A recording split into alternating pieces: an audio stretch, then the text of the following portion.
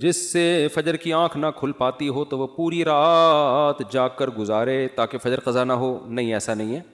فجر میں اگر آنکھ نہیں کھلتی تو بھی شریعت میں آپ کو رات کو سونے کی اجازت ہے، البتہ آنکھ کھولنے کا پورا انتظام کر کے سوئیں. اتنا شریعت نے مکلف نہیں بنایا کہ آپ رات سوئیں ہی نہیں، وہ تو پاگل ہو جائیں گے تھوڑے دنوں میں. ایک صحابی کا ایسا ہی واقعہ حدیث میں آتا ہے، وہ بکریاں چرا کے رات کو آیا کرتے تھے. جب سوتے تھے تو اس زمانے میں الارم والی گھڑیاں نہیں تھیں، تو وہ ان کی آنکھ نہیں کھلتی تھی. تو پھر نبی نے فرمایا جیسے ہی آنکھ کھلے ویسے نماز پڑھ لو. لیکن یہ اس دور کی بات ہے جب آنکھ کھلنے کا کوئی انتظام، گاؤں دیہاتوں میں تھے، پہاڑوں میں سو جایا کرتے تھے. تو آنکھ کھلنے کا جب انتظام ہے تو کیونکہ یہ تو اختیار میں ہی نہیں ہے نا، تو شریعت نے اس کا مکلف نہیں بنایا کہ آپ سوئیں نہیں. اللہ میاں نے کہا ہے کہ سوئیں اور اٹھنے کا انتظام کر کے سوئیں. پھر بھی آنکھ نہ کھلے تو وہ معاف ہے.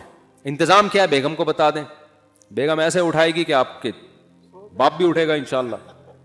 صحیح ہے نا. دوسرا طریقہ یہ ہے کہ الارم دور رکھ کے سوئیں. بعض لوگ سوتے سوتے الارم کو دھاڑ کر کے مارتے ہیں، وہ آٹومیٹکلی بند ہو جاتا ہے. الارم دور رکھیں، تیز الارم ہو تاکہ اٹھ کے جا کے اس کو بند کریں. تو تیز الارم ہو تو ایسے بہت